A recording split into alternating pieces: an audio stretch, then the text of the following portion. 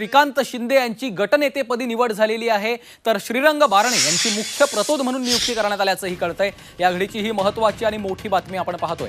श्रीकांत शिंदे यांची गटनेतेपदी निवड करण्यात आलेली आहे, तर श्रीरंग बारणे यांची मुख्य प्रतोदपदी निवड झालेली आहे।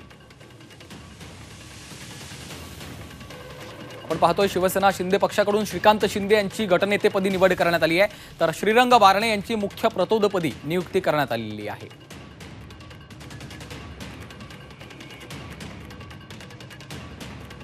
श्रीकांत शिंदे यांची गटनेतेपदी निवड करण्यात आली आहे, तर श्रीरंग बारणे यांची मुख्य प्रतोदपदी निवड झाली आहे।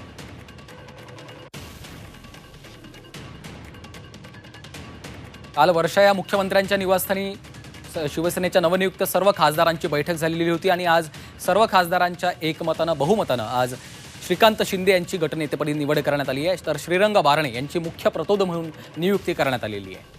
काल मुख्यमंत्री एकनाथ शिंदे यांच्या अध्यक्षतेखाली वर्षा या शासकीय निवासस्थानी सर्व खासदारांची बैठक पार पडलेली होती आणि या बैठकीनंतर आता बहुमताने एकमताने श्रीकांत शिंदे यांची गटनेतेपदी निवड करण्यात आली आहे।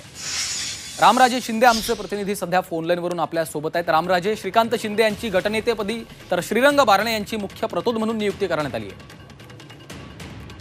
बिलकुल ही एक महत्वाची घडामोड म्हणावं लागेल शिवसेनेमध्ये की मुख्य प्रतोद म्हणून श्रीरंगाप्पा बारणे की जे मावळमधून निवडून आलेले आहेत, ही त्यांची दुसरी टर्म आहे आणि त्याचबरोबर श्रीकांत शिंदे हे सुद्धा जे कल्याण डोंबिवलीमधून निवडून आलेले आहेत, तर त्यांची गटनेतेपदी नियुक्ती ही निवड करण्यात आलेली आहे आणि ही एकमताने ही निवड करण्यात आलेली आहे। त्यामुळे यापुढे शिवसेनेचे जे काही निर्णय असतील किंवा मुख्य जे मुद्दे मांडणं असेल संसदेमध्ये किंवा शिवसेनेची संसदेतली जी भूमिका असणार आहे ती गटनेते म्हणून श्रीकांत शिंदे पार पाडतील। दीप आणि इतर जी प्रक्रिया आहे ती पार पाडण्याचं काम श्रीरंग बारणे करतील। त्यामुळे एकीकडे चर्चा अशी होती की श्रीकांत शिंदे हे केंद्रामध्ये मंत्री होतील का, परंतु आता गटनेतेपद त्यांच्याकडे मिळालेलं आहे, त्यामुळे मंत्रीपद हे त्यांना देतील का हे पाहावं लागणार आहे। निश्चितच धन्यवाद रामराजे या सविस्तर माहितीसाठी।